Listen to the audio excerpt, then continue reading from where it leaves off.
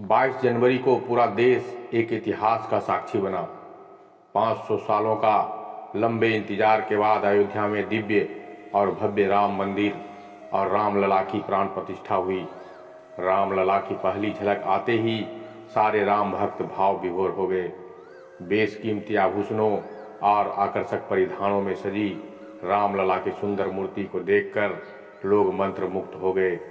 5 साल के बालक के स्वरूप में रामलला की मूर्ति ऐसे दिख रही है मानो अब वह बोल पड़ेंगे।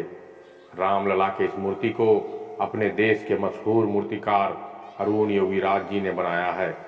अरुण जी पहले शख्स हैं जिन्होंने रामलला की विग्रह को तैयार होते देखा है। आम भक्तों ने मूर्ति की खूबसूरती देखकर ही हैरान है।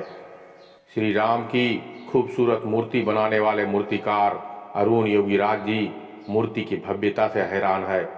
प्राण प्रतिष्ठा के बाद भी मूर्ति के स्वरूप के बात करते हुए अरुण योगीराज जी काफ़ी भावुक हो जाते हैं। एक साक्षात्कार में अरुण जी कहते हैं कि जब गर्भगृह में मैंने मूर्ति देखी तो मुझे लगा ही नहीं कि यह वही मूर्ति है जिसे मैंने खुद तैयार किया था। मूर्ति के पूरे हाव भाव बदल गए थे। एक साक्षात्कार में अरुण योगी जी बताते हैं कि जब मैंने मूर्ति बनाई तब वह अलग थी। गर्भगृह में जाने के बाद और प्राण प्रतिष्ठा के बाद वो अलग हो गई। एक दिन मैंने गर्भगृह में बैठा था तो मुझे अंदर से लगा कि ये मेरे हाथों द्वारा बनाया गया नहीं है और मैं उन्हें पहचान ही नहीं पाया। मंदिर के गर्भगृह के अंदर जाते ही उनकी आभा बिल्कुल बदल गई। उन्होंने कहा कि ऐसी मूर्ति अब मैं शायद दोबारा नहीं बना पाऊंगा। जहाँ तक छोटे छोटे विग्रह बनाने की बात है तो अब मैं बाद में सोचूंगा। मूर्तिकार अरुण जी लला की मूर्ति की मिल रही तारीफ से वह काफ़ी भावुक है।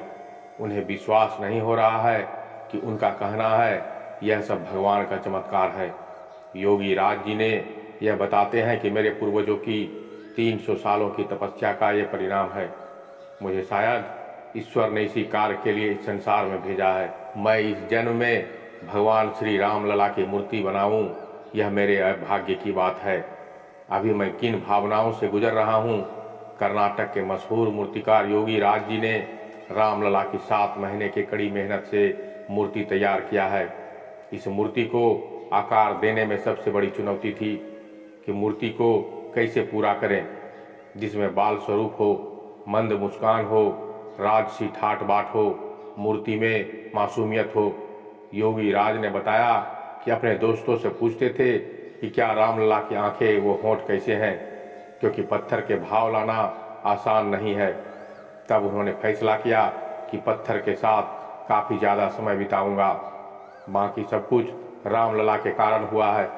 अरुण योगीराज जी ने एक दिलचस्प किस्सा भी शेयर किया है कि कैसे रोज बंदर उनके घर आकर मूर्ति के दर्शन करते और मूर्ति का काम देखते और फिर वो लौट जाते थे।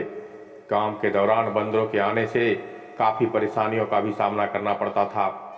हम लोगों का ध्यान भी इधर उधर भटक जाता था। इस संबंध में चंपत राय से बात की। उन्होंने इसका समाधान किया और कार्यशाला घेरवा दिया, दरवाजे लगवा दिए।